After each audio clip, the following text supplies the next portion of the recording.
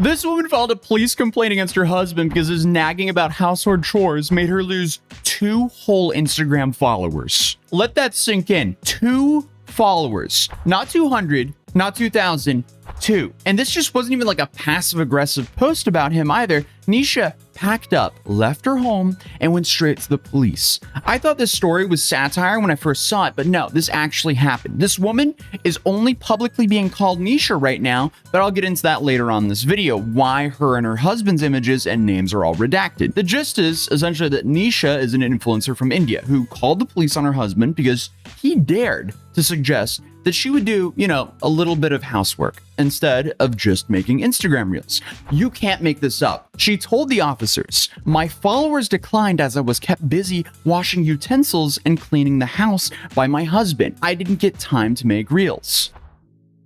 Excuse me, what? What? Imagine being a cop in that situation, sitting at your desk and someone storms in like, "He's ruining my follower account." Hello? I don't know how they even kept a straight face. Like, does this count as filing a false report?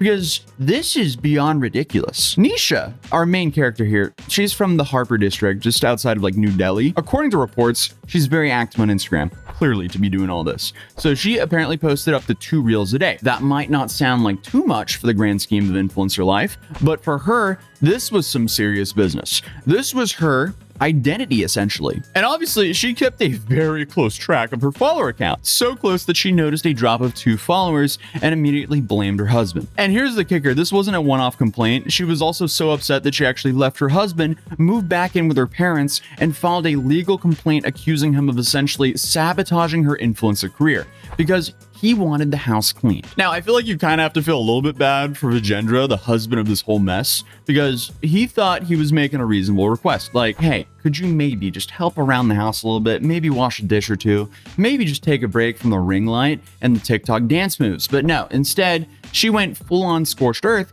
and turned this into a legal battle. And when Vijendra responded with his own complaint, he told police that his wife was so addicted to social media, she neglected her housework and even threatened divorce if he didn't let her just keep posting Instagram reels. Like, how did this argument really play out? Because the whole thing just sounds infinitely bizarre to me. Like, it just doesn't make sense. And not only that, but I hope that you caught the part where she said that he filed a counterclaim. So yeah, I guess you have this whole ridiculous part of the wife taking Instagram reels so serious that she gets the cops involved when she can't post her daily content because I guess she has to wash her dish or 2. But for some reason, she has all the time in the world to report this to the police, sue her husband, and now I guess he's countersuing. And it's not like that's not going to take up any time at all. Like, these are marriage problems. This is not anything legal. This should be stuff they should be discussing in therapy, maybe. Might need a whole lot more than just therapy for this one, though. But so the police step in, probably wondering what is even going on here. Aruna Rai, the station house officer at the woman's police station, told The Independent Nisha had filed a complaint of harassment against her own husband. When the husband presented his side, we stepped in to mediate, and the couple were counseled. So I guess this is counseled by the police here. So can you imagine being that poor officer tasked to mediating this counseling session? Okay, so how about Nisha only makes 1 Instagram reel a day and then she washes 4 dishes? Can we split all this down the middle? Is that fair for everyone involved? Hey? But also, hey, if you gotta be bargaining with your wife, to just help around the house, you don't really have a teammate. And that might not be someone you want to spend the rest of your life with. And hey, even on her side, if she feels that her husband is stopping her from completing her calling, clearly that's not the teammate she needs either. But apparently, to make things worse, this case gave the police a tough time trying to resolve, according to them.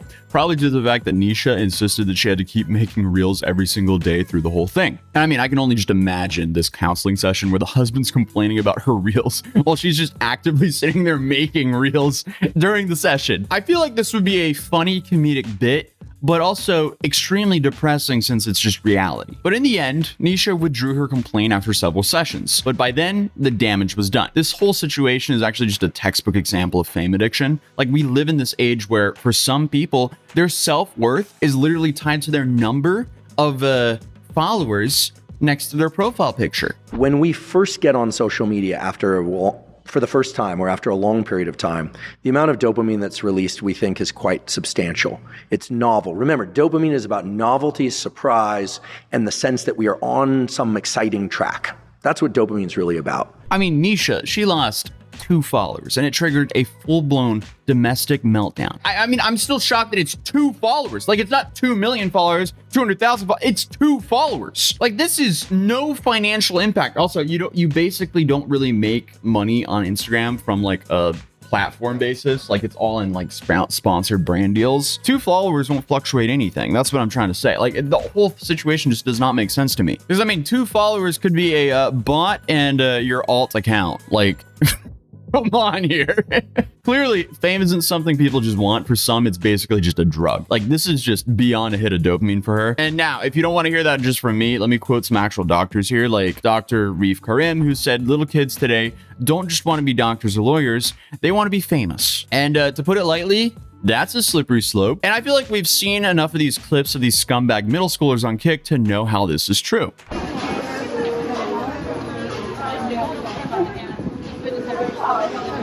No, watch the. Do not do that. Hey, you don't do that to people. Hey, you're not touching our phone. Don't put your hand in my food again. No, watch the. Do not do that. Hey, you don't do that to people. Who do you think you are? Who do you think you Stop are? filming me. You're a nobody. You're It's a live stream. We can't stop you. Who the are you? are you?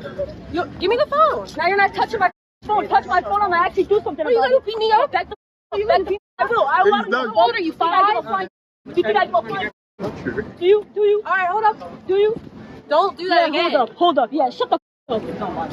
Obviously, this is an older clip, but it's definitely reminding me that harassing people for your own streaming content is sadly here to stay, as this new generation of streamers apparently just love any attention they can get, no matter how they get it. Obviously, the content that kid makes isn't the same as the lady that we've been talking about here, but at the core, both are so desperately addicted to social media attention that they will go way overboard to just keep getting it by either harassing strangers or suing your own spouse. And I guess to quote a psychologist by the name of Bethany Marshall, a lot of our own youth, their parents don't love them unconditionally for who they are. The fantasy of just being loved for just who you are, I guess, is why people will just search social media validation for people to, I guess, love them. And I do want to preface this and say, this is not everyone. This is hopefully a very small minority of people, but clearly these people exist. And I guess that's where this whole loop starts. Like, fame and attention becomes this whole mood enhancer, the thing that tells you that you matter. And then, like any addiction, it's never enough, because you hit like one milestone, you need to hit the next, and so on and so on. And suddenly, if you lose 2 followers, apparently you're calling the police. And I mean, hey, let's be real. Fame used to be this whole byproduct of doing something great. You acted, you sang, you won a medal, you led a nation. Now, I guess you could be famous for being famous, because we live in a fascinating era in the world right now. Again, we're in an era where kids don't want to be astronauts or doctors at the same rate anymore. They want to be famous influencers. They want to be followed, adored, and validated. And I mean, I guess the latter makes sense, but that just starts the whole chase. You're not just posting reels, you're posting your own self-worth on a timeline, waiting for likes to tell you that, hey, that you're okay. This is why we have to ask, like, at what point does content creation stop being fun or creative and just become a full-blown obsession? I guess we got a hint of that earlier, so the point might be when you call the police on your own husband because you lost 2 followers on Instagram, which probably has nothing to do with the actions of your husband. But hey, what do I know? After all this, after the police involvement, after the counseling, the viral headlines, what happened? Well, the couple is still living apart. And here's the part that actually made me sad. Vijinda, the husband, lost his job over this whole ordeal. So News 18 reported that he's been struggling to find new work, going door to door looking for employment, because in his community, this whole thing went viral. It's like, imagine you're trying to land a job and the first thing people remember about you is, oh yeah, isn't this the guy whose wife called the police and sued him over losing 2 Instagram followers? That's rough. I am sorry you had to go through that. And it's probably why they're not giving any comments or why Nisha's socials aren't attached to any of these news outlets. Because for someone who is obsessed with going viral, she sure doesn't want her face out there now. And it's probably just because, like, essentially, she ruined their lives. Just the thought of having someone lose 2 Instagram followers, have an entire relationship collapse, that's beyond me. Hopefully there was more going on behind the scenes, because I'm just scrambling to find anything to justify this. Obviously, it's a funny, but also a cautionary tale on what happens when social media completely consumes your life. Like, the idea that your marriage, your family, your job security could have just completely fall apart just because of 2 Instagram followers. It's wild. It's beyond wild to me, and I hope she finds some help. Nisha and Vagenda probably never imagined they end up as a punchline to some international headlines, but here we are. All over, again, 2 Instagram followers. So let that be a lesson. If you're gonna ruin your life over some followers, you better be making some funny money out here and not 2 followers. He's doing all this over 2 followers means that she needs like the doctor's prescription to go touch some grass, because this is ridiculous. But I mean, hey, at least she didn't get sent to prison for a year over a TikTok video like this dude did, because this whole situation is a ridiculous story that I would definitely recommend checking out. But either way, I'll see you guys in the next video. And yes, I realize I still need to set up my studio. I'm on it. I'm on it, guys. Hopefully sooner than later.